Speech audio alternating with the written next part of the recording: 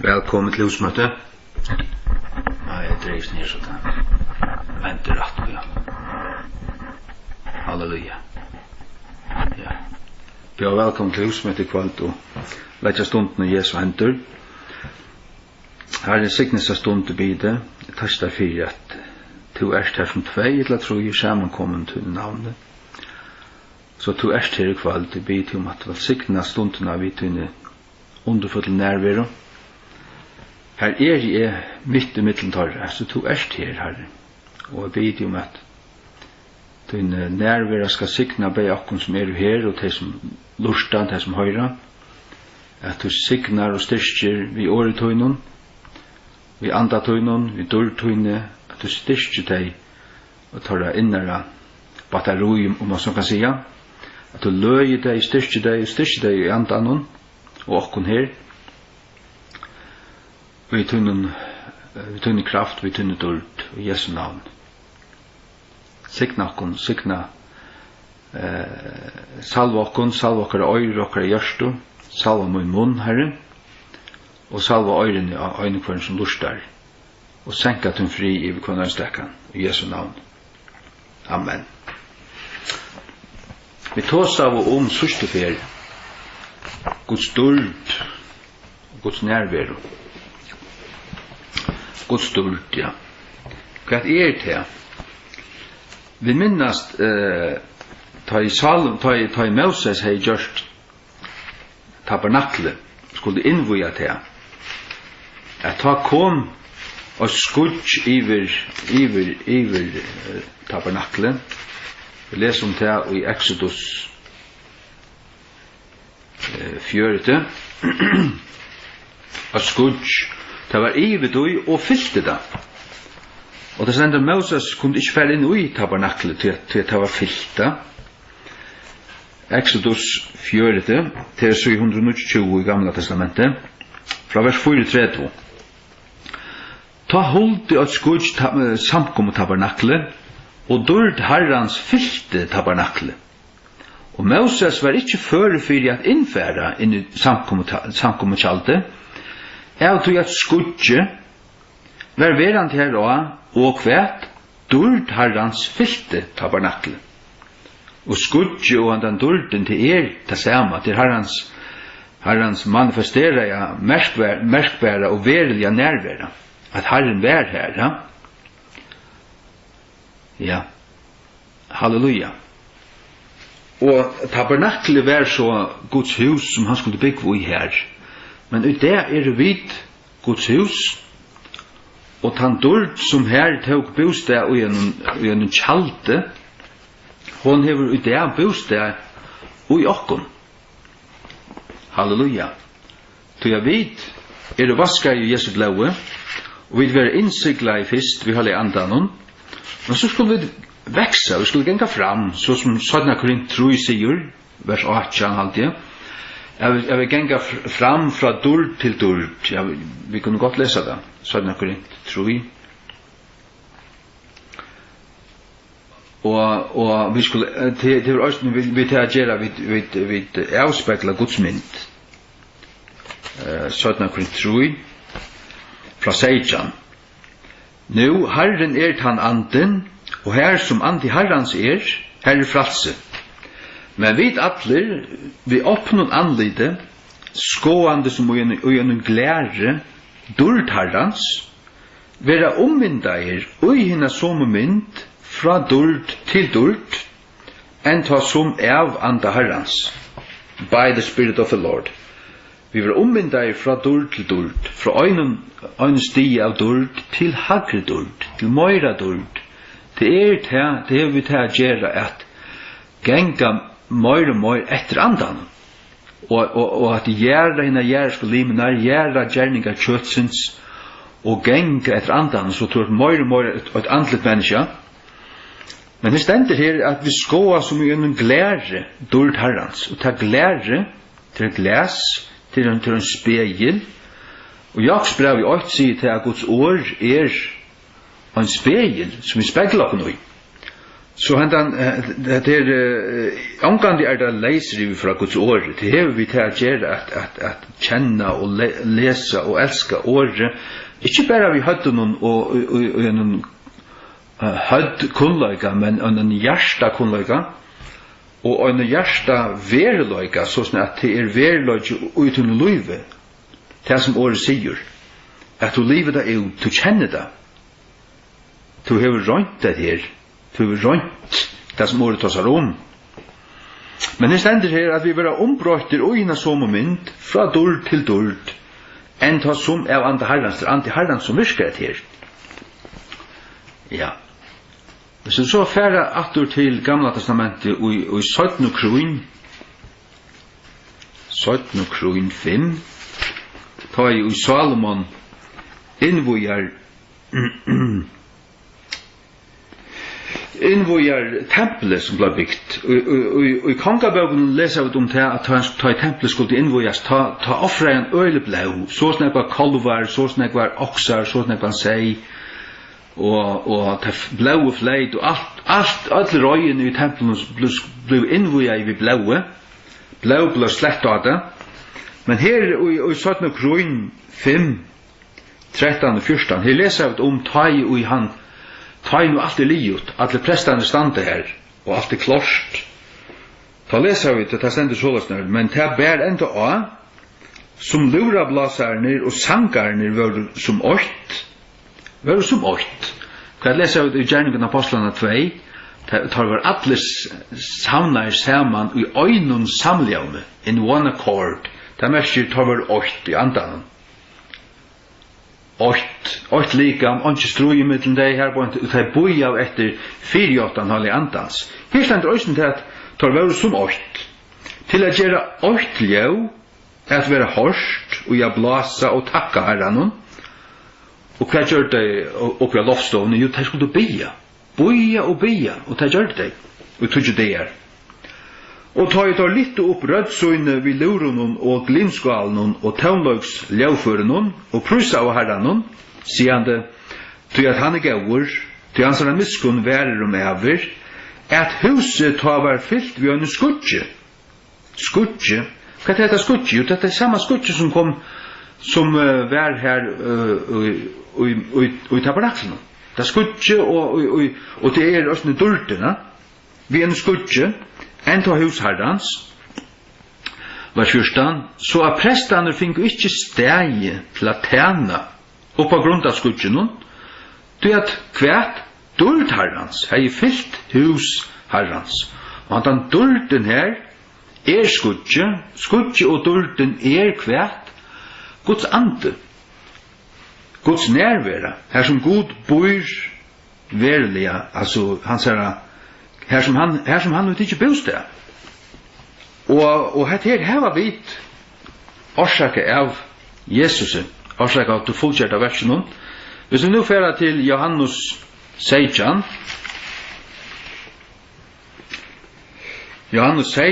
vers 22, 722. Ja. Halleluja. Jeg tæsker det bare ut fra livrinne, som han sier til det. Point fram, så snart som jeg har haft noen tankar i det. Annars har vi så bøtjene som jeg har skrivet nek nyer om sier tingene i øysene. Jesus sier så snart i høvdsprestabønnene, og dårdene som tok ast mer, har vi givet tøymon. Tar med å være åkt, enn ta en så vidt og åkt. Atter her åkt. Og hva til vidt åkt? Jo, vi jo åkt likam. Du frelstur? Du frelst? Og du Jesu likame? Så du åkt vi en annan som frelstur og Jesu likame. Det var forskjellige meninger om imes ting, og så det. Det slipper ikke undan til at det åkt. Og til nekva meninger, og til nekva menigheter, årsak av tog at til imsar nuanser og lære noen og sånne, men en rødt Jesus Kristi menighet, det innanfor avvisar grønser, det kan være dum, ta det ikke langt ui Jesu likam, men det tåler en avvisar svingningar her. Hvis du også hittir i 1. Johannes brev 4:13, Her et vers som damer olja vel løsne. Første Johannes brev 4:13. Her vita vit at vi dveljast i honom, og han i okkon, tog at han vil give okkon av sunnen anda. Han vil give okkon av sunnen anda. Hva mest det være endeføtter, til å være giten til føtter av nudjon andalige. Så det at Arne var endeføtter, så var andetun deier, men God gjør til henne tilførsel. Han andar ut til av nudjon. Tun ande vil livande atter. Du først av Guds anda. Også i kapitel 3, vers 24. Og han og heldur bøyene til honom, bøyr i honom, og han i honom. Sagt at det heter ikke leisrive fra tog at halda Guds bå. Jeg vil rangerer av Guds åre. Han og heldur bøyene til honom, bøyr i honom, og han i honom. Dette hever vi til å gjøre av være i Kristusen. Og han og ter. Ta hevet til Guds anda, verande, dveljande, byggvande, og til det som du skal genga fram i, fra dult til dult, så hver som du hyggur, og han gonger vujar i andan og vekser, spekla der i Guds åre, rattar på ting, du vil halgar, du vil vaskaur, og du gonger fram i halgan, så er det at Guds ande trøyst ut der, og kan være verande ut der, og fylla til møyr, så at du er møyre et andaligt menneske, og minne et kjøtligt menneske. Så er det helt av som versen, og her vita vid at han vil verande i okkon, av andan som han vil give i okkon. Og vi leser i Efesusbrevene at han vil give andan som vi da finner pant andans. Og en pantur en forutbetaling. Det at vi tar Guds anda til en borgan, en pantur til at vi øye himmelen og til evig løyvi og i vantum. Ta Jesus kjem etter okkom. Han vil kjøpt okkom. Halleluja. Alt tås heilig andan, det skal knytast at Jesus, og til hever vi han a gjera, her som heilig anden av sonnen, her pøykar han av Jesus, han dømer til Jesus, og han vittnar Jesus. Vi søtja i Johannes 15, 26. Johannes 15, 26, sagt du, blod det bare prat andan, og så her at prat en ekvilja andaligen person, så det anden og tan personeren, men Jesus blev lytel, ta det en vittløying, og det kan byrja rett, men ferdig ut han veien og gongel mormor han veien, så det egentlig en vittløying, og det kan være en annan ande. Sannsynligvis det ta en annan ande som virkar til, men det inn av Jesus, og det han ande som bor ut her, og han ande som virkar ut her, han sånn at han vittnar om Jesus, og dør med til Jesus, så det av sonnen høyla i anden. Johannes 15, 26. Men ta i okkaren kommen, hva ne vil senda tikkun fra fægirnun, enn ta sannløkans ande, som utganger fra fægirnun. Han skal vittna om meg. For han kommer, da skal han vittna om Jesus. Og Jesus sier i Gjerningen av Apostlene 8:8, men de skulle få kraft etter at halvdje anden kom på atikon, og de skulle være mer vittner. Så vi fikk å holde andan til å være Jesus og Kristi vittner. Halleluja. Og også Johannes 16:14. Johannes 16:14. Han skal dørmeta med, til at han skal mottake av munnen, og skal søgna tikkun til. Altså her tåser han om okkaren, halga andan. Han skal dørmeta Jesus. Så vi som har mottidje halga andans dørd, vi som har mottidje til dørd som Jesus åtte fra fjæren, som han sier her i husprestabønnen, han er giv i okkon. Den dørden den samme som kom iver tabernakel som Moses gjørte, og den samme som fylte tempelet som Salomon bygde, ta i tævla innvoja, og den dørden, den eldren, da anden kom iver lærersvannene i Gjerningen av Apostlene 2, det den dørden som Jesus vil give oss. Gjerningen av Apostlene 2. Dørden halvdje anden. Skudje her, halt anden. Jeg har ofta sagt det før, men nu hesferna prekk vi det ut fra åren. Vi synes det klart nu. Gjerningane 2 fra 8.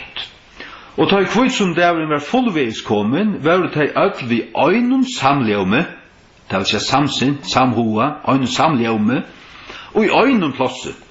Akkurat som prestane her i Salomons-tempelen. Og tar prestane var 120 tale stender her. Og her det også 120 tale, det synes jeg i kapittel 8, vers 15. Tale av nøvnen saman var omlai 120. Så jeg vet i kapittel Gjerningen 8-15. Så er 820 saman. Øynens samljaume, og i øynens plåse, ja. Og brottelig kom til et ljau fra himne, som var en susande, mektig vinte, og ta fyllte huset, fyllte alt huset, her te sautu. Og ta byrstus tøymon klovnar tungur, lukka som av elde, og ta settest på kvønn av tøymon. Og te var alt fyllt, sagt du oppi høttenun, og te var fyllt. Hvordan var det her i tabernaklen? Jo, nattena så det en eld iver tabernaklen, og dagen så det en røyk, en skuisolo, dagen som var også mer skjønnelig, og piver tabernaklen, og dørden fyllte det også. Her var Guds nudja tempel som vit, Jesu Kristi kyrkja, fyllt, for første fer. Og ta settest på kvønna tøymen, og ta var alt fyllt vi halga andanon, og tåg at tala vi øren tungun, så som anden gav tøym frambors. Halleluja. Takk og lov. Vi vet at Jesus Kristus, han hin salvaie Guds. Til ønsken spurning til navnet Kristus mestir hin salvaie. Gjerningar apostlene 28-30. Altså, så i 175, ta i Peter prætikar til Cornelius i høytninge, så sier han såleis, og fra vers 6-30, gjerningane 26-30, ta året sier kjenna tid, som var kundgjørst utgjøknen atla Judeo, og byrja ifra Galileo, etter han daupen som Johannes prætikar. For så god salvaie Jesus ur Nazaret, vi halka andanon, og vi kraft, som før da han tjekk omkring, gjerande godt og grøande alt som var kua av djevelen, til god var vi innom. Han var salvar vi andan og vi kraft. Ja. Og nu vi og Jesus Kristi likame, og vi drekka til okken av hansara luive, av hansara salving, av hansara anda. Romerbrev 8 sier til at øynfor ikke hever anda Krists, så han ikke øyne av hansara. Så til at heva anda Krist, til forstreit for å være hansara, at vi heva hansara anda. Og ta få har vi vært frelst. Men som vi langt har lyst, så Guds vilje til han av å genga fram etter uisen her, fra dård til dård. Hva merker det fra dård til dård? Det merker fra tog fytling og tog realitet og tog løyve. Vi nå heva genga fram og veksa til større fytling, større løyv. Møyre halgan, møyre kraft. Jeg husker om det med en korte sår her, at Jesus fasta i 40 dager og 40 nætter. Først og atla drakk. Og så stendet det at han vendte atter inn i Galileo ved kraftandans. Bare til han fotler andan, at han til vendte han atter i kraft. Til han er konfronteret djevelen i frostan, og han er sikret honom, og han kom atter i kraft. Og så er også til hva hender så falt ikke ut det her hvis det er for å søke god. Og i faste og bøn søker han om et ryggere liv, søker han om større fytlo av andan. Jo, det hender det her. Søker det han av ærlig og røyne hjärsta, og søker han inntil det finner han, så finner det han, og han fytler det. Halleluja. Ja. Halleluja. Ta i ebla endur nu javur 2003, ta bæ og sagt god trutja månader kvant der, og så blev vi ha et år til et husmøte. Og her hendte akkurat 18 år jeg tåsa om Jesu blau, og om salvensna, om Jesu blau og oljena, som vi leser om nekastane i tjøkken skriftene, og i Mosebøken, Aron, han skulle køre blau av tommelen av høyre hånd, og høyre øyra, og høyre stauruta, så allen sonen, og så køre olje utan av blaue. Kan man ikke høyre øyra, til tankalov, til sinne. Kan man ikke tommelen, til nagerer. Kan man ikke høyre stauruta, til vandring, til hver du være, til vandring, og til. Til gang til her i ver. Det skulle smyrjas blau av det, og så salva, og så var det halkar til at utinna en gjerning i Guds temple. Og lukkaløs det vi okkon, vi avslett vi Jesu blaue, og tar vi vaskar og avslett vi Jesu blaue, så var det innsikla vi halka andan. Vi så oss den til skriftene, at det kom postjer, Jesus uttalt seg blau og ber det opp til himmels, uttalt det av nøytrønene her i himne. Og så skulle det boje 20 dager. Han var i hjørnet først og 4 dager, og så skulle det boje i 20 dager. Det vil si, pente kost, mersker halvtrus. Pente mersker 5 av griskon. Pente kost så et eller annet halvtrus her. Hever vi halvtrus her gjerne. Så skulle det boje 20 dager tre. Og så stendet det her, ta kvitt som dævren var fullveis komen, ta oss her en oppfytling. Nu var dævren komen, fully kom. Ta hendret her at anden vil utheltur, og god gjør at sånne ting etter altså, til skilui, til etter en av som planen. Og vi skiljer ikke alltid til, men han gjør det. Og det her sånne profetiske firemynd i Gamla testamentet, og så var det oppfylt i Nya testamentet.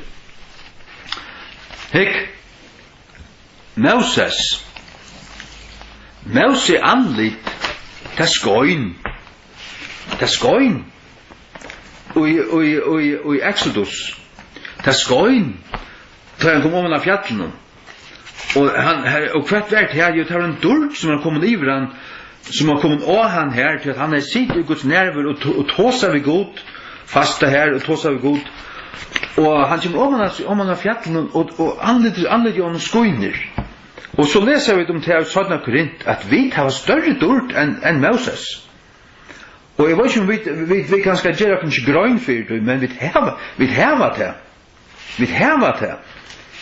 Og Bibelen tåsar om til at okkara loiv i gode kommer å vetja jødanar til, kommer å vetja ostbrellene og jødene. Jødene kan sutja til, og sutja til seg kurst. Men god lekt å sutja til. At det er vi som har Guds nærvaro av sonnen, og alt det som tar øye at hava, som tar blir blindare for det, tror jeg tar skjøtt og blåhansere kom i okken og bødnakkere, og tar prætika først rundt om i alt Israel, til første kristne var jøder, men så var det som tar det var i ødelen bygden, og så var god liv her.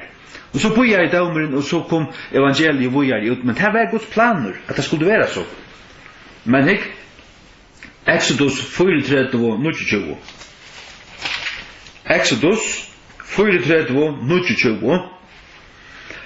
Og det bare ta i Moses kom oman fra fjallene, fra Sinai fjallet, vi tar med 2 vittnesbyrdartalen i hånd Moses her, så han kom oman fra fjallene, at Moses visste ikke at hoen og anledde hans skøyn, men han taler vi han, til vite at det sånn neon som kan skoina i myrskunna. Han haft det sånn neon ljus, han skin her, og han visste slett sjautu, han kom bare om, han gengant her, han visste sjautu. Men egentlig det her, det samme som Adam og Eva 8, fra byrjan av det synda og den skillna var kommet til deg god, Det hade vad den hessen ljaumen och hade ljuset som skiner. Jo, det Guds närvaro som egentligen man kan säga gnutja och pate. Åre salva, det märker att gnutja. Det märker att hälla olja och gnutja in. Det är det som åre meshach märker av hebraiskon. Att salva och gnutja. Och ta gör då hebraiske hyrar vi säger inte så här. Tar helt och olja och sägen och gnutja in i oljorna, när in i utlna för halta flon och bryn borstur. Hvis det var några säger som jag säger plavar att så brukar olja till det. Och det helt om vecka. Och det är nämligen att vi är och salva vi har andan att han gnutjar att han så närvara bäj fyller okon men ösni åkon och helter futsindan borstur. Helter futsindan borstur. Är du fuller av Guds anda? Du måste så är det ju plats för så kan han inte göra det här.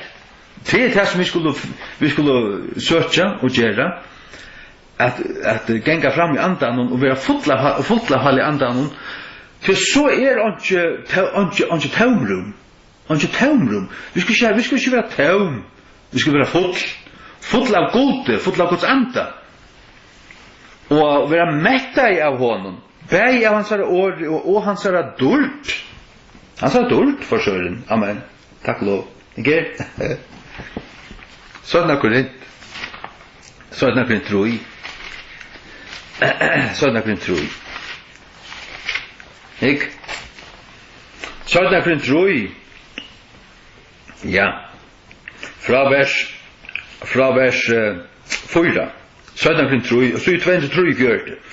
Og slukt allit hava við jöknum Krist, mødvis gode, ikkje at vi er tilstrekkelige av okkur sjálvun, at hugsa nekka som av okkur sjálvun, men okkar tilstrekkelige lodgi er av gode. Hver òsni hefur gjørst okkur doande tænarar av hinn Nýja testamentet. Hvordan han gjørst det? Jo, til lesa vi til. Ikkje bøkstavsins, men andans. Tænarar, vi er ikke tænarar bøkstavsins, men andans. Det er ikke leiser vi av Guds året, det er langt prekva, vel og vilja. Det er alt hui. Ta vi løser her, sånn at troi seitjan på en diane og atjan, at vi hitje inn i øklær, og skåa Guds dord, og den dorden som vi suttje her, til vi har en oppenbering av Jesus fra hans her året. Og vi suttje Guds vilja, og Guds halganar ved, Jøkken til Jesus som Guds årgjøver. Og så genga vi. Og så hjelper anden å kunne genga rett. Genga halkana veien. Genga liva rett. Liv etter anden. Halleluja. Men jeg vil lese her. Ikke bøkstavsins, men andans. Til bøkstaven dreper, men anden gjør liv. Ja, bøkstaven ansamadler dreper. Men her du bøkstaven og andan saman, så vil jeg si at bøkstaven snittrar, han ransar, han spolar, og det som så er snittra, at vi skal snittra, det skjera borstur, euransko. Men så kommer anden her, og han gjever hinparsten, han gjever luiv, så du bæg vaskaver og livand, og hev luivvarsne. Og gjerne. Men om tænningen av deia, skriva og uiskrava og i støynar, vær duldsån, sier du? Glorious. Så at Israels bøten kunne du ikke støvfastligane skåa anlitt av Moses. At det var ikke det som vi løs i Johanne. Det kunne du ikke skåa anlitt av Moses. For i dultene av Asjan hans herra. Hver dult var at være avtidgen. Hun var ikke verande, hun ble avtidgen. Hun minka i og forsvann. Hvordan skal ikke tænningen av andanen være heldur duldsån? Det vil si at tænningen, så at vi får ikke bare Guds anda og Guds dult, bare for at du saken vi og halda noe varslu, bare stortlag okken. Nei, det til denne tænast du. Till en tjänste. Och det var gamla testamentet i östen. Tar utförde Guds tjänste. Tar du halka i här oljan blev smurt och blå först. Och så var det halka och så skulle det öjlatas särskilt kläder till en tjänste. Till vid östen. Vi tar finne hela andan till att vara vittner. Vittner om vad? Vittner om Jesus. Kom åter till Gärningarapostlarna 8:8. Vi køyrer, bare bort ut ur påstanden i Jesu navnet. Gärningarapostlarna 8:8. Så 128. Ja. Men de skulle få kraft. Vi læser her om Jesus at han var salvar som vi kaller andan overkraft. Vi skulle få kraft.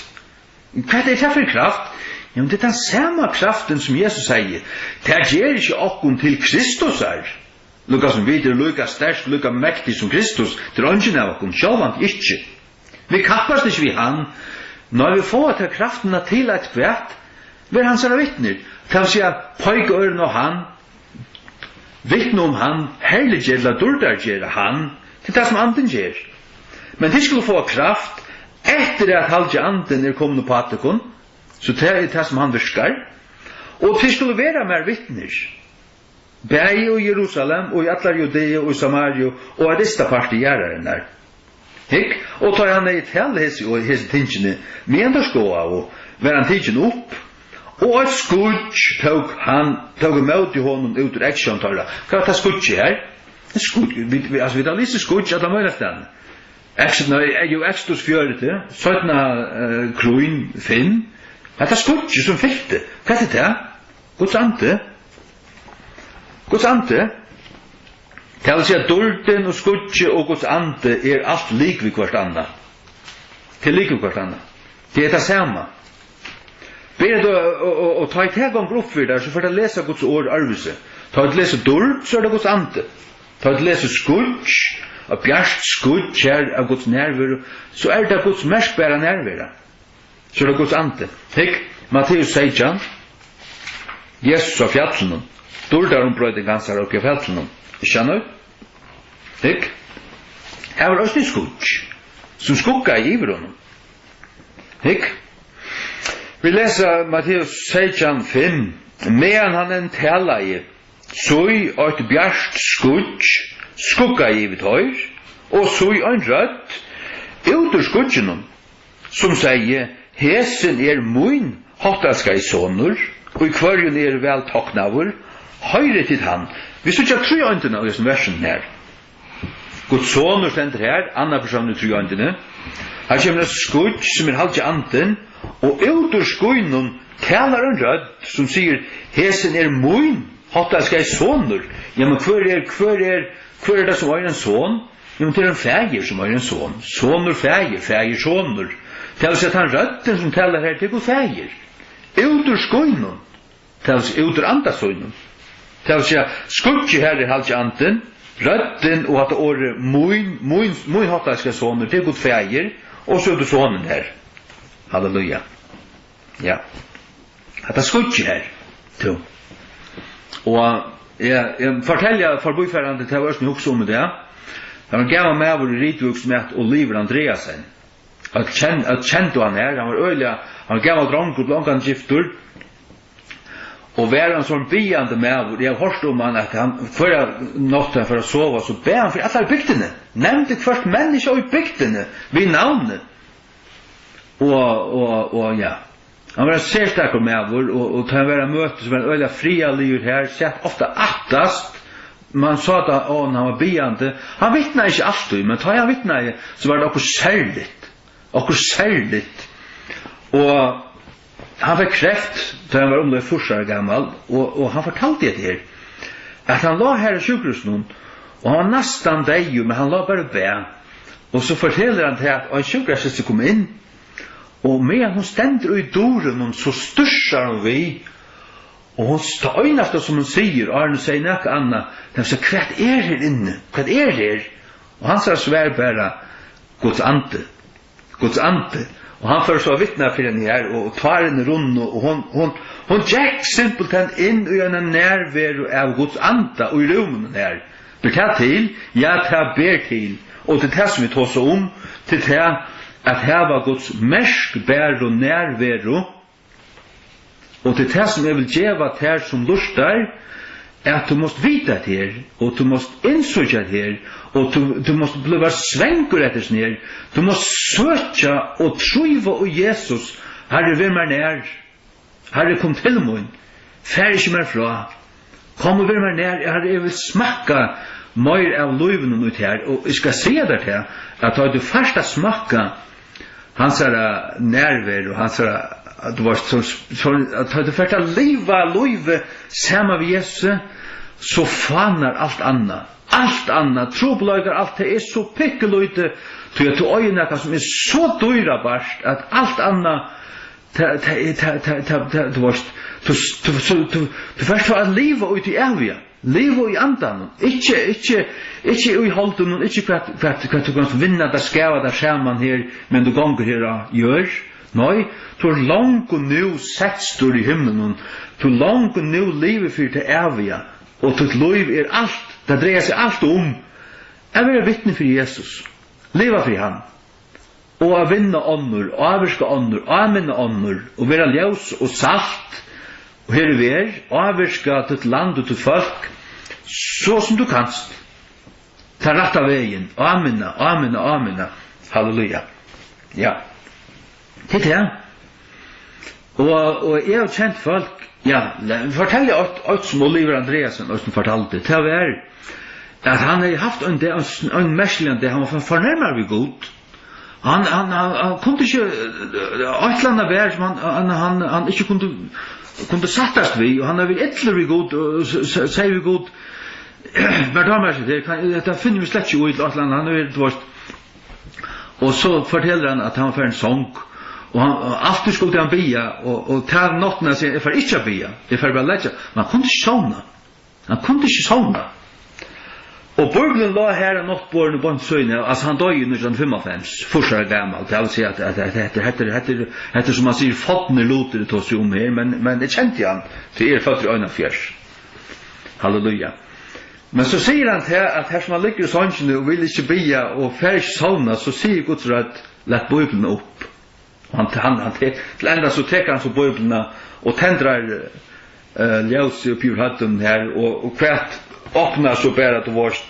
Og nå det så Jonas, og han lukkar hikken i egen detta nere, og her sender bare, er det rett at det er så ytlur? Er det rett at det er så ytlur? Vi minnes til at Jonas, han har sendt prætika for Ninevittunon, og da vende om, og det er han ikke vant da. Han yngste bare god skulle bare til vårt drepa alt dette folk her, og rutta alt vekk. Men så forvente om, og han ble fornærmere om det her. Han setter seg bare på en fjall under en runde her. Men det som er grunnen til at jeg forteller det her, hikk, det er det her, at livet løyve tatt vi gode. Sånn at du er ærligur, du bier, og øysene tar du frustrera over, så kommer det øysene ut.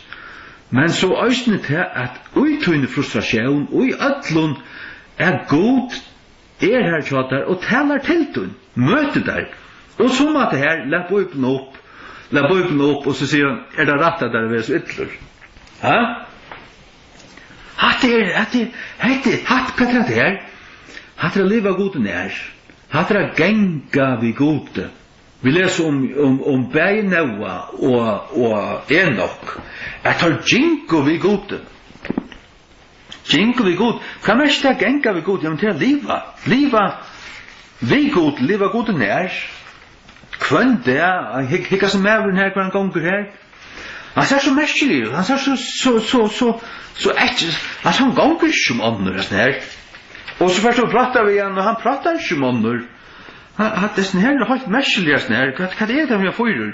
Og så kommer du å kjenne han og synder, nei, han tryggvand, han er så botten tryggvand.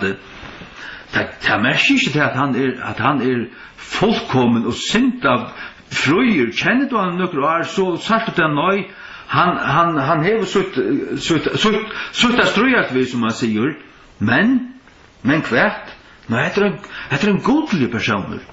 Alltså en som söker god och tror i han och ber och hever god chatsar. Hever du god chatter? Jag ska ha god chamar och jag vill ha god chamar och ha god chamar. Det finner vi själv på nörden. Han ska vara chamar och han är chamar. Allt det. Genesis kapitel 5. Det är så i 6 i gamla testamentet. Enok. Genesis 6, 5:24. Genesis 5:24 og Enok Jack vi gode. Og han var ikke, det vil si, fanns det ikke, han var ikke langt til, tog jeg kvært, tog jeg god taukan til sånn. Og Enok profetisk om det sørste atterlige av kyrkjo Jesu Kristus, som kommer å genga av hjørne, men så knapplega så vet det hapsa upp att rikt upp. Tror du på borsrikinsna? Ja, jag tycker borsrikinsna. Det blir spurningar när de verder, men hon verder. Halleluja. Men hek så, kapitel 6, vers 9. Heter du atter Noa? Noa var en rattlator mevor og fullkommen og i atomsøgnon, og Noa Jack vi gode. Gange til vi gode. Hva det til å genga vi gode? Til å genga ui andanen. Hva sørger vi til? Galaterbrevet 5. Og det av disse gjerningar som du tar gjerst, og av disse gjerningar som du tar ikke gjerst. Du får sånn av disse medfer, og du av disse ting som du tar stundar etter, søker og elskar, og andre ting som du har totala anstigt fyrir. Og har du ikke anstigt fyrir nøkron, så kan du heller ikke elska nek heldur. Og her det klapparne, det bare fullstendig, tar skøyta som muskler, tar så ikke. Når du har anstigt fyrir nøkron, det må man ikke. Altså, heta nek, det kan man ikke. Og så er det. Jo, hvis du ikke heter, hvis du ikke har anstigt fyrir nøkron, så er det ikke rett for det. Ikke rett for det. Hekk. Galaterbrevet 5:16. Hetta sier et han gengi ui andanon, og til skulle ikke fullføre James Churchens. Vi løser Noa og Enok, der gengi vi gode. Her sender gengi ui andanon. Hva er det anna enn a genga vi gode? A genga ui andanon, hva er det anna enn a genga vi andanon? At kanskje hava andan tjasar, og genga samsverande. Livet, a genga til at liva. Hvordan du lever, hvordan du hever dina medfyr. Øysning hva til livet fyrir. Hva drøyver det? Jo, Guds løyve. Løyve er gode. Genga i andan, om du skulle ikke fullføre Jim Churchens, så må vi lesa fram til vers 22, til at alt annet gjør ikke møyning. Ikke? Til at kjøttet gjernast møt i andan, og anden møt kjøtten, og hese du anstøtt, du vet hva det er å sitte i anstøv, til å sitte hinnemennene, å være møtparteren. Det er anstøtt, møtsatt, først vi hinnom, så at de kunne ikke gjøre til tingene som du vil du. Hva skal så vinne? Anden. Hva er det her tid vil du? Jo, det er det som kjøttet vil. Det skal ikke få fremme. Det skal haldes til teimen. Og Paulus skriver til at han koar sitt likam og heldet det i teimen. For det er ikke han som er prætika for i øren skal være en bortvisninger. At han skal rekast atter, være brekavur. For heldet han sitt likam i teimen, og til Paulus er som skriver. Han blir oppen genk og i andan, halleluja. Det må vi gjøre. Amen. Og det er ikke folk fra gjerne kjøtten, sier. Det er kjøttet gjerne mot i andan og anden mot kjøtten, og jeg sier anstøtt hver for henne, så det kommer ikke gjøre til ting som du vil då. Men om det vil løyter av andan, er det ikke under lovene.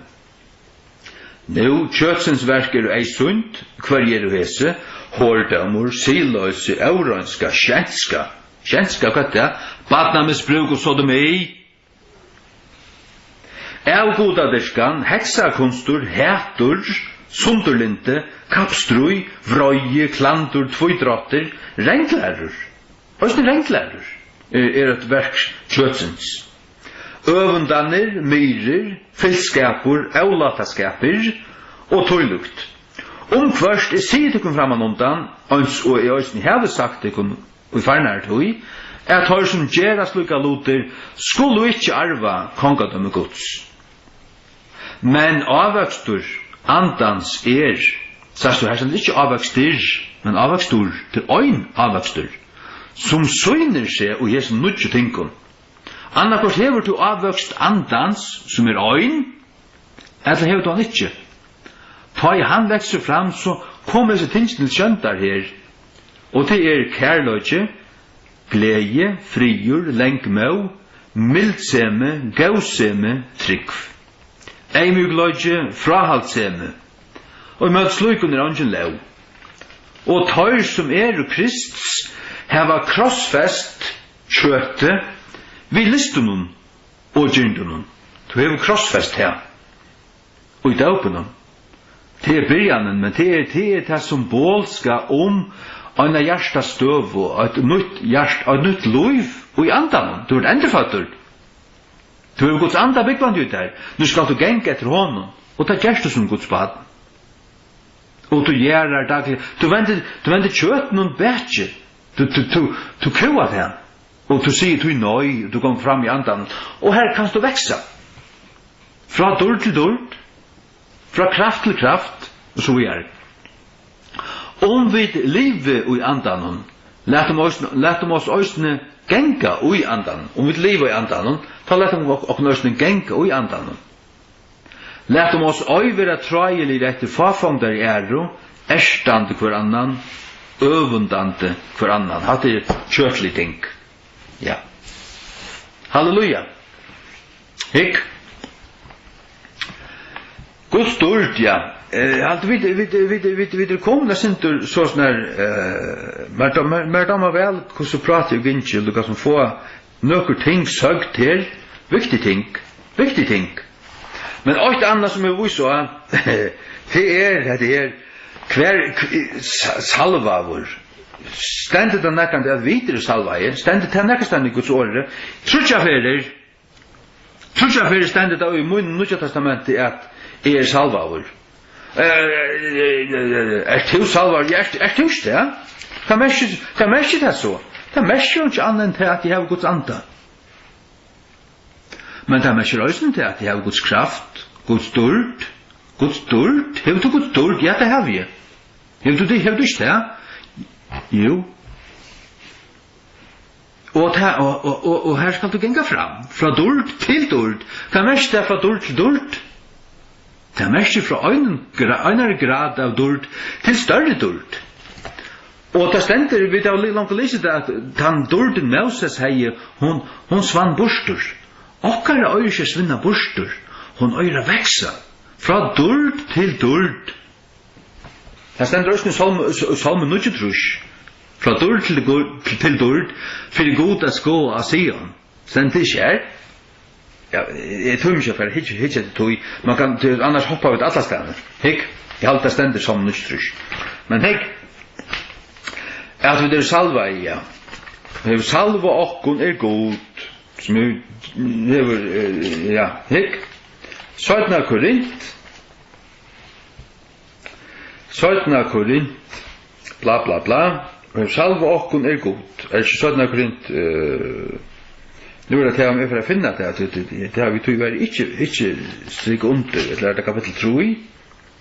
Det är 4 Korint. Nu glöm mig. Nej. Ja. Det är 17 Korint 8. 17 Korint 8. Ik. 17 Korint 8. Från vers 20. För att alla Guds fyrjåttaner i honom och i kvarjon och i Kristi det ja. Och i honom, amen.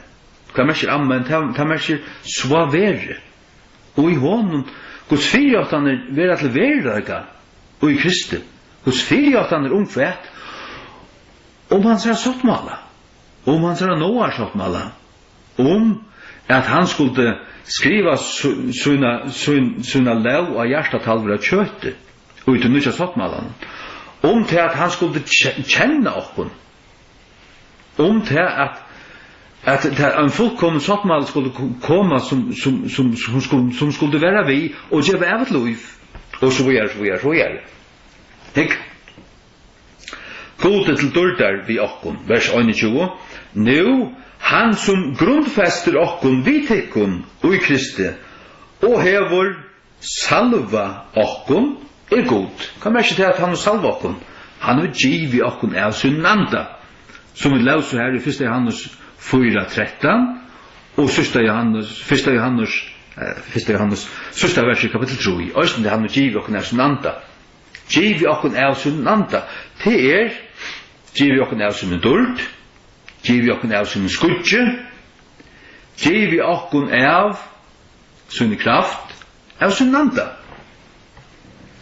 Og vi tar og finner jo en tjenest, og den tjenesten hun er mer dård som enn den som Moses sier. Og hvor den tjenesten? Jo, til skulle få kraft etter halvtje anden kunne på atikon, og til skulle være med vittner. Til å være Jesus vittner. Det er det som vi da finner kraftene og dårdene, og øysene til at ta i under og slik ting henta, så det i relasjon til tjenestene, at du først ut vid årene, og god stedfester vi undren og teknen som fylkja kvarjon evangeliebåanene. Det er det som vi fer ut vi fer ikke ut til at gjøre under og slukt. Nei, vi fer ut av prætika Krist. Og ut i sambanden så kan god velja, og han vil ikke lyfter om det, at hese teksten skulle fylkja ham som tryggva. For han sendte der ut av prætika, for jeg ut alle heimene praktisk gledebåskapen for alle skapningen. Og hese teksten skulle fylkja dem som tryggva. Det er ikke med fylkjande. Og så fører der ut, og hva stender Herren stedfeste kvært, året, stedfeste året, vi teknon og undrum fylkjande, det fylkjer. Ja. Men anker du i anker føren skal man oppleva til at god bare gjer under og for å få noe gang, for å skapa forvittne og for å røre i tingene, så knapt kunne underhente. Det her har vi faktisk oppleva. Men så fører det til hvert, det fører til en riktig å prate om kvann, om Jesus. Og hans navn vil ære, og hans det pøyker til han, det fører til han, ta det virkelig av gode. Det er det ultimativa. Det er endamålet vi ødlun. Det er at mennesker blir frelst. Og tar synd vil avvaska ved Jesu blod og til å gjøre til Guds bød. Det er endamålet vi ødlun. Halleluja. Ja. Hver vi, ja? Ja, salva okkon god. Hatt av oss 8. Og hver er så nummer 2, tror jeg, men ta vars du. Det første ansvar brev. Her stendt at hverfeller. Jeg vil det var salving fra en høyleia. Første ansvar brev 2. Og alt ting skulle hava 2 eller 3 vittner for jeg standa først. Vi munnen av 2 eller 3 vittner skal hver søk standa først, 3 Guds år. Så tar du hever 3 år om et ting, så det fast etableret og kan ikke rekast atter. Vi tar salving fra gode. Vi tar salving fra gode. Hva er det? Vi vil ha Guds anda. Han bor i jakken. Halleluja. Og som jeg langt har sagt, God vil at du søker han, at du presser det inn, ganger fram. Ikke nøkter vi grunt liv, men du søker et gibre liv. Det er det som, så som jeg ville si at det er. Søk han. Hikk. Først i hans brev 2, 20. 20. Men tid her var øyne kvært, øyne smyrjing. Han angsjen, åri angsjen, det merker at smyrja inn. Akkurat som tar du hever svar, at du smyrsta inn i øyne, du gnutja det. Tog merker at her åri her, salving merker at gnutja, hva er olje og gnutja det, oi. Så det er til vårs da. Det ble og oi, det er inn oi kjøpt i oss, eller inn oi til. Det er en smyrjing fra en høyleia, og vidt alt ting. Så han er smyrjingen, salvingen, hon lærer okken, opplyser okken, hikk? Og så var 22 årsene, men salvingen som til hava finnes fra honom, vil verand i uitikkun, og tikkun tarvast ikke at nekka med å lære tikkun. Men ansyn sama salvingen lærer tikkun om alt ting, og sannløyge, og ongen liggen, Og enta eins og hon hevur lært tykkum, skulle tid vera verandi ui honum, særst du? Sjálft salvingen, sjálft andans uibyggvande nærvera, hon hevur vi til at gjera, vi skulle vera verandi ui honum. Hva løy til tankarna til? Vintræi grøynanar. Jeg vintræi til grøynanar.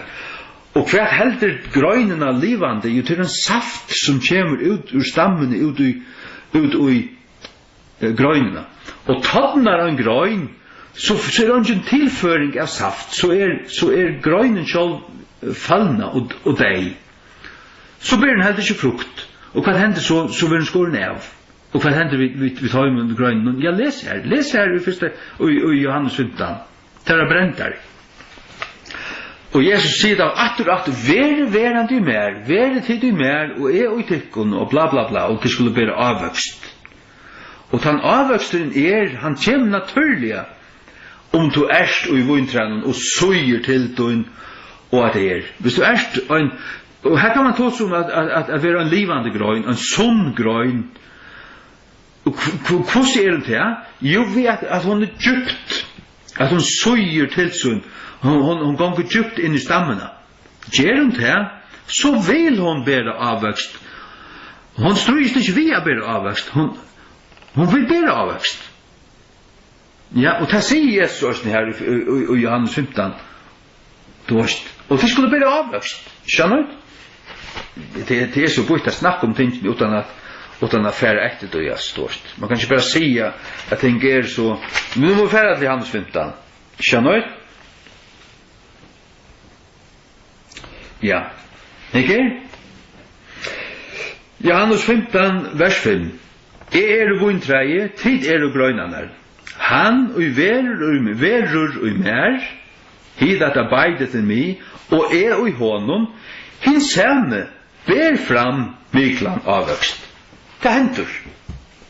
Og så det her, ja, men du varst ikke, ja, det ikke alltid skjønnligt. Det kan også være til at Gud sette til, han plantar til av et sammenheng, det er bygd, og her lite liv, men han legger det av til hjärsta. Vi to en forbyggere. Be for pastoren her, be for presten ta, be for her som, be for to som her, og be nevn alt ved navnet. Og du får ikke fri av det, for du får ikke lagt jeg sova for du gjør det her. Jeg så det til en tjeneste.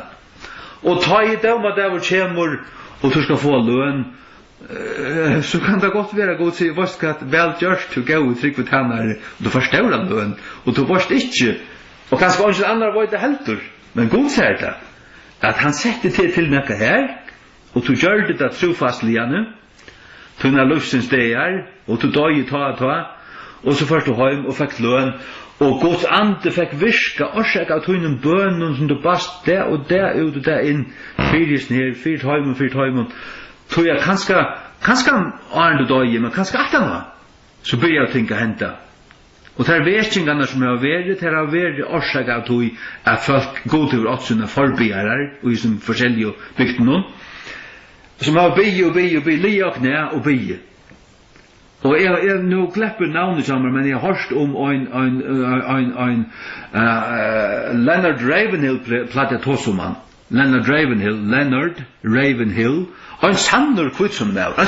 Hoksa det en sannur kvitsummever. Og hver andre en sannur kvitsummever, han døg i 2011, til David Wilkerson, en sannur kvitsummever.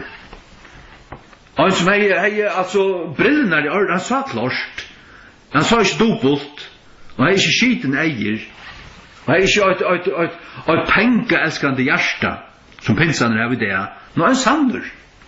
Og hvordan var det, Leonard Ravenhill, han tog seg om en som døg 28 år gammal, og han gikk så bøyen, og ta kallar han et eller annet, the praying man, praying et eller annet, praying, han fikk han praying, vi kallar bare praying will, eller et eller annet, han fikk et navn, men han fikk ikke før så inn av kamer her som han er i sove.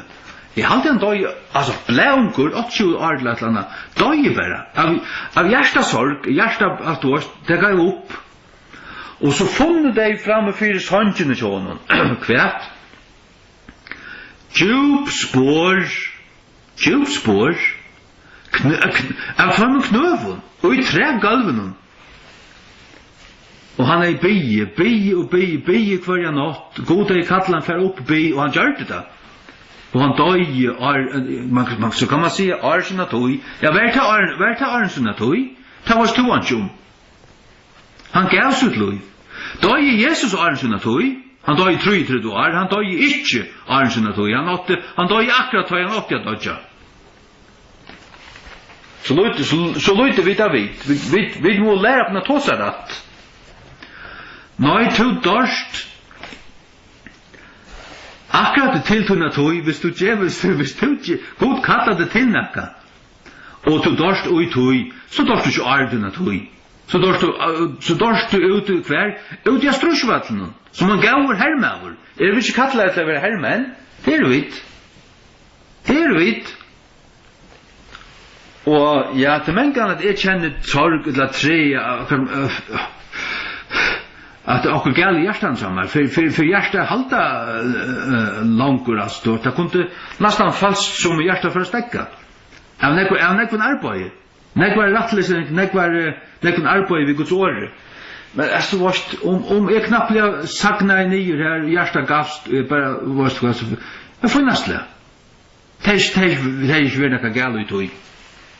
Og så hørte jeg også om en som heter Paris Reidhead, tog seg om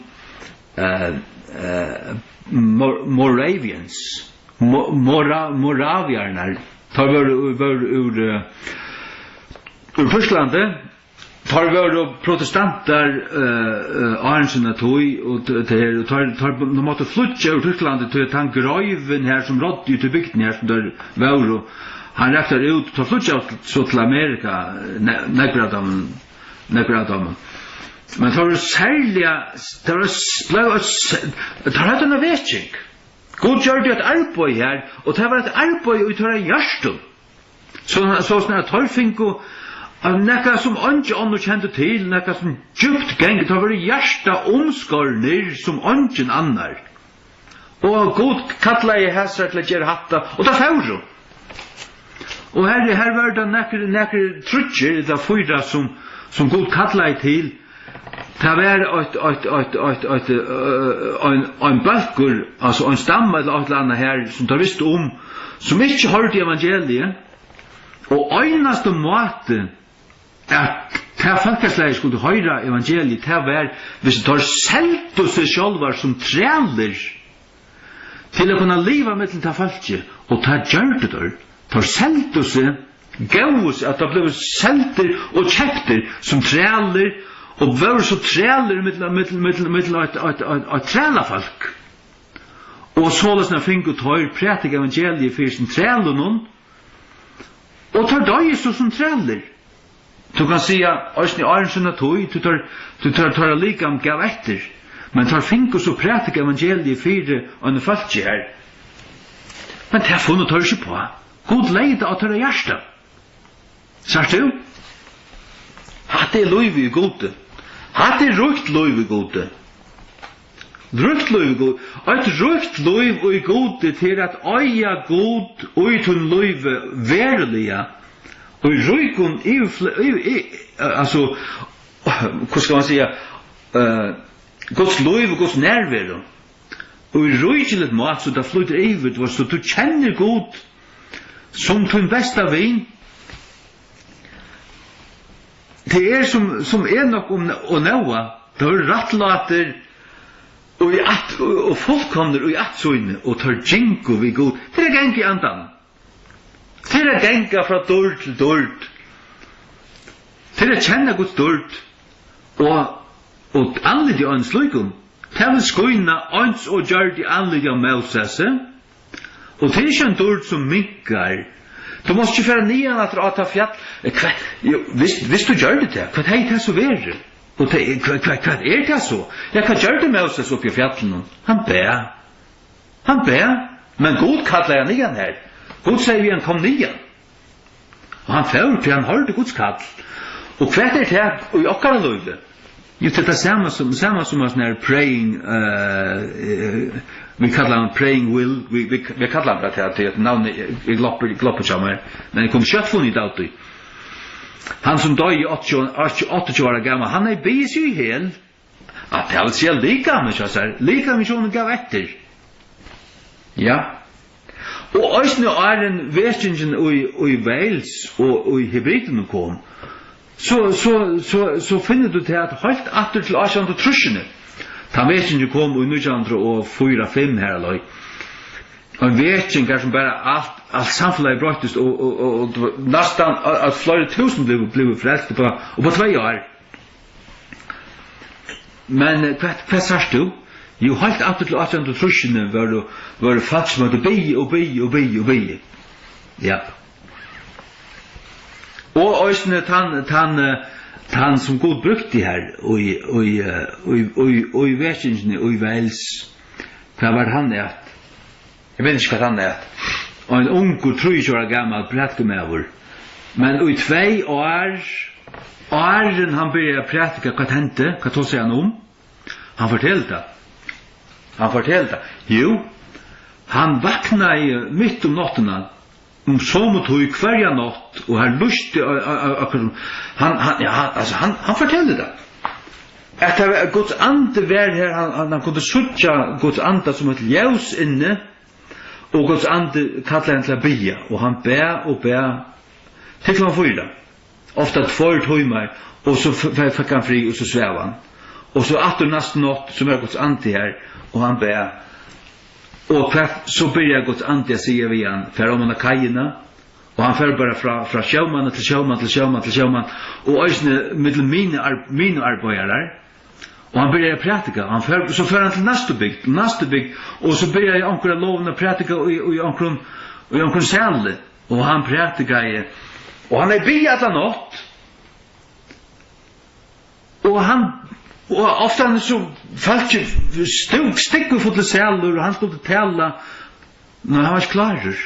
Han får bara ner knä. Och det måste boja efter en timme och det så det han ber. Och knappt så röstar han sig. Nu var han klar nu och så röstar han sig här. Och han pratar bara i kvarter. Märkligt för det, men kvärt. Hur var han så? För vad det som han ber om? Han ber om Guds salving, Guds närvaro så han visste alltså det var något som hände, något som var mellan han och Gud och i hans hjärta. Och det är något som inte förstått det här. Vad är det här för något? Jo, det är att tro i Gud, tro i Jesu kappa och be och boja och vita och den innara nu lötan nu är så fölla till och det och Leonard Ravenhill tog sig om det samma att ha salvingen här vita att ha god inte bara ta sig ut från en kundlaga bara fylla andra vid en kundlaga det är plats till det visst du tjänasta är en lärare och samkommande så kan det vara det men är så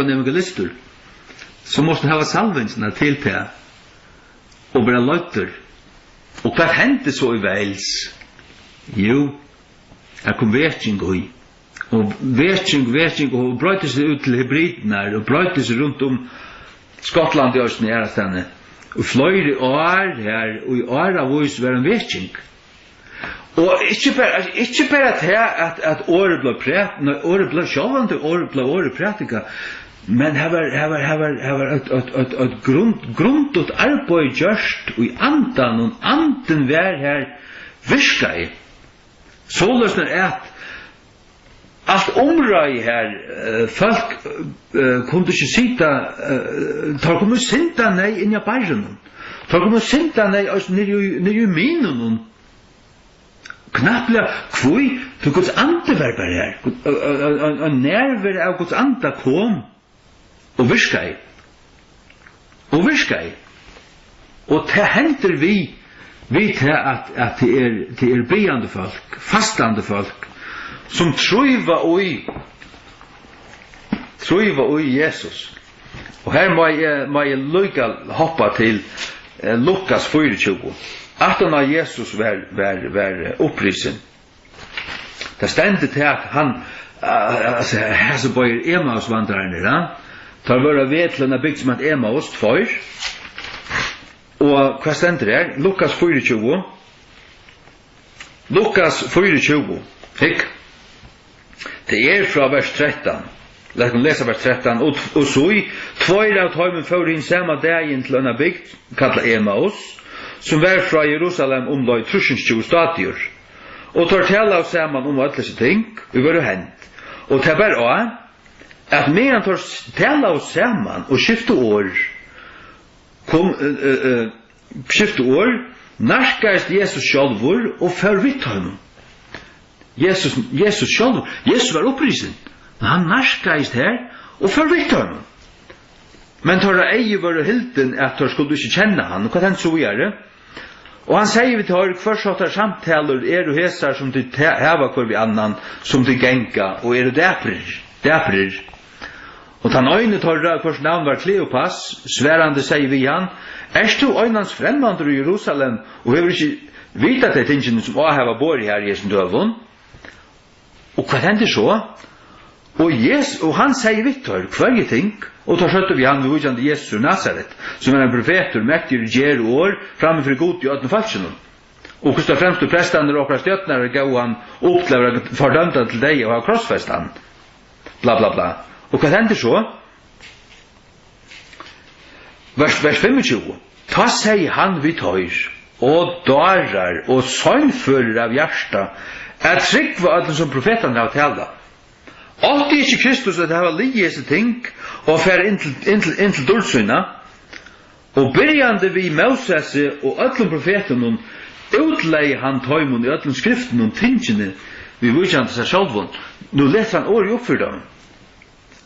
Og så stendte vi her, og tar narska ut bygdene hver for fjord, og han gjør det som om, hvis du gjør som om, så hever du en æra atlan, du gjør som om du spiller på en komedio, han gjør det som om, han vil til affære langkur, gjør det som om. Men hva stender om? Hva stender her? Og tar nøyt han, siande, vær tjåkon. Her sier her årene her, tar nøyt han gjør det som om. Hva gjør det han som om? Jo, til han vilte at tar skulle nøye han. Hva er det? Jo, God vil til at du skal tråa seg. Han høylavur, han kommer ikke bæra. Han er ikke bøyligur. Han kommer til du nøyer han, til du det er ikke det som tenter her. Sier han det ver tjåkom til at det møte kvalitet, til sånt du var det, ja. Og det var en lengt lien, og hva stendur, og han får inn at dvelja tjåthøymen. Tar nøyt du han gjør det som om, at han vil færa vujare. Og tar nøyt du han, du kan forstille at det tar 3 vujan, ver tjåkom mørstare. Og han får inn at dvelja tjåthøymen. Og så har det en personlig nærvær, en personlig stund, at han settes til mætar ved tøymen, tog brei og sikna i breit og gav til tøyra. Og tar eiu var åpna. Ta åpna tar eiu. Og tar kjent du han. Sars du? Nu åpnas tar eiu, og tar kjenne han. Sars du, vi kan oppleva til her òsne. At vi hitja, vi har spurningar, vi snakker om disse ting, knapplega så kjem Jesu nærværa, og han leter åri opp for jokkon, men så kommer en stund her som han byrjar å dreja seg attur. Han kommer, og så drever han seg attur. Og ta det to øyra tru, herre, nu fikk du ikke fram her. Nu skal du komme til mun, og byggva sammen. Akkurat som før, akkurat som han her, hvordan var det nært? Han her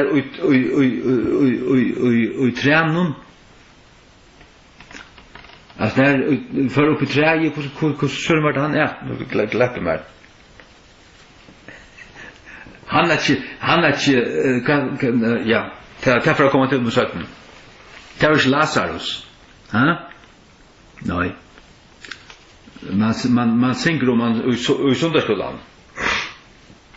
Men det var någon som klöv upp i ett trä och han bjöd Jesus att komma in till sig och Jesus säger och där ska vara gäster i huset och han får in och akta med in.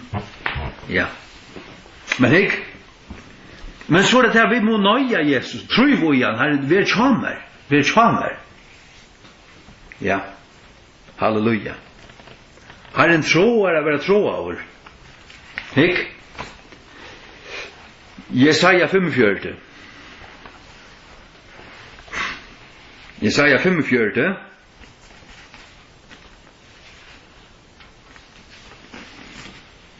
Jesaja 45, vers 15. Her stendur hetta versi her. Jesaja 45, 15, og King James. Det stend slett sjåkna Jadal og Victor, men det kan øya sutt. Sannelig, tu erst ein god som fjallir til sjálvan, og god Israels frelsaren. Han fjallir seg. Men vil han ikke være kjentur, vil han bare fjalla seg enda lest, når han fjallir seg, fyrir å være søktur. Han fjallir seg, han ønsker å være søktur. Han ønsker at vi skulle søke han, og ta vi søke han, så åpenberer han seg. Og for at til å søke han, til å fære bøn, til å bya han åpenberer seg, så vil han åpenberer seg. Som at her som jeg tar seg om det som Oliver og Andreasen opplevde, sjalt og som frustrerer støv og her, han var ytterlig god, så kan god knappelig sier vi han läpp upp och och så kvart vart det bara akkurat histopist nej kvart så ytterlig. Sagt du? Vad det? God vill att vi skulle känna han och tro han och så finner vi den. Vad ständer som Matteus 6. Vad ständer där? Matteus 6, det är redan inte minnast. Matteus 6. Ja. Kvik glöm ju navn i oss när som det där klöv på träje till så som man öra minnast men tänk kunde gläppa knappt igen. Det är så vanligt vi navn men det minst honor tänk det där heilar är så imist sammanskruvar. Det som är det ända pura forskruvar men man måste ju göra. Nick Matteus 6 ombie och det ska vara givet ikon. Söke och det skulle finna. Bänka på och tekon ska vara lätt upp. Bänka på kvar, så gott. Bänka på och vad är det bänka på? Jo, det är det samma. Det är att färg bön till det så gott. Halleluja. Halleluja. Ja.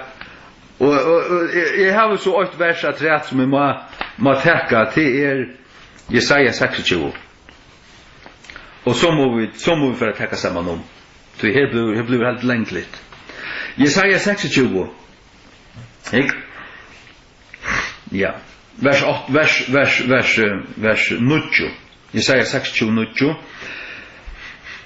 Vi mun sal har vi troa till om notterna. Ja, vi mun anda innan oimer ville söka till alla. Tror jag ta i tunne daumar av jörden i ero vill jag uppbyggvar veraldaren lära ratthus. Vi mun sal har vi troa till. Men kvar är det kvar kan du det som söker till det som finner. Det är inte sal, sagt du salen är din vilje, din tankar, dina känslor. Till sal, till den saliska sfären. Men god är ante och han söker de som tillber han i anda och sannlöka. Det ständer inte Johannes, vi kan läsa det att han har lycka till att tacka samman om. Men till vi munnen anda att du söker. Kom så till Johannes. Johannes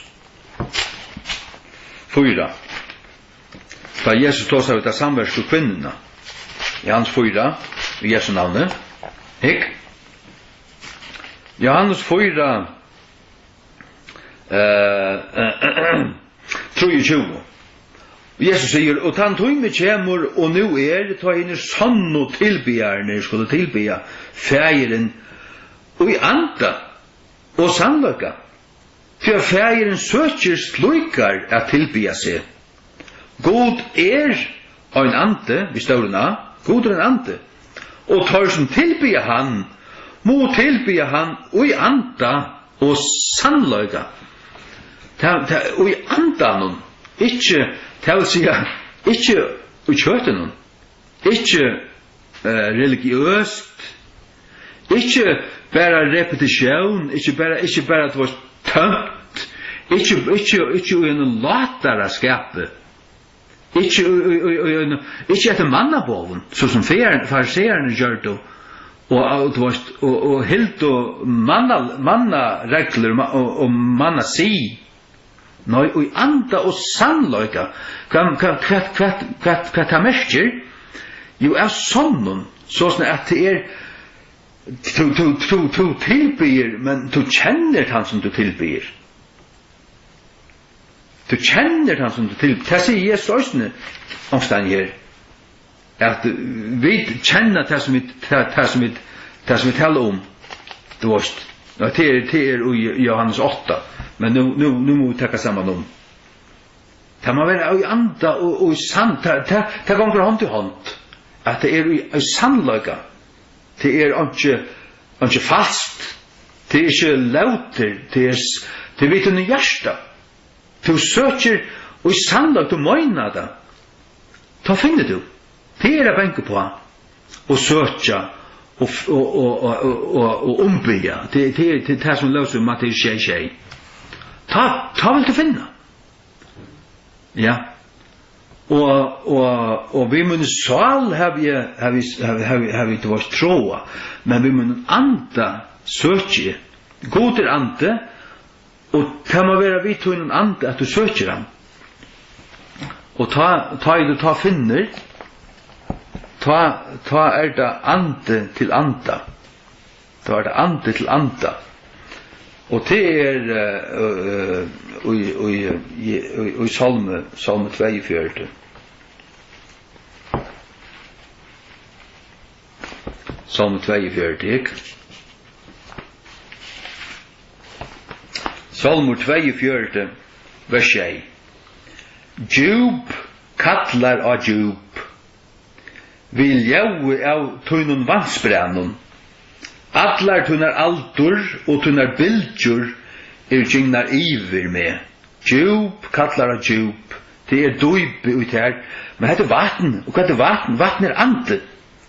Og så det alla tunnar aldur og tunnar bildjur gingnar iver med. Det hva du kallar av han vid tunnar hjärsta døype, så kommer Guds nærværa, og det bildjur, og det aldur av hverjon, av hans nærværa, av hans dult, av hans dult, av hans vatten, av hans aldur. Altså en alda av vattnet, og en bildja. Og i sånne versjoner som du vil jaue av tunne vannsbrenn, så heter vatten. Og vatten jeg har skrivet her, Johannes 6, til nusredo. Det kjelder av vattnet. Ur hans bukje skulle flåa streimar av livande vattnet. Halleluja, stender her. Ja. Takk, Jesus. Herre, takk for så stund. Takk for det år. Takk for det som det sier dere, lærer dere, viser dere. Vi ber om at vi må vekse og isen her, vekse opp, ikke bare i kunnløkene til disse tingene, men om disse tingene, men i kunnløkene til det. Vi må kjenne til bedre og bedre, og ikke bare kjenne til, men være som nok og nøye, og genga vidt her, og som vi da lyser, genga i andan, ikke kjøtene, og genga fra dør til dør, veksa, og kjenne, og veksa og sånne tingene, blive stimbrei og sterkere, og fastere, og veksa i trygg, veksa i trunne, veksa i kunnakan til tøyn, og her bygde man varvøyde okkur inntil den sørste det, og lette okkur bedre avvøkst, og være trofaste tjenere, og gjøre det som du har sett okkur gjøre ut i noen vinkere, og i Jesu navn. Amen.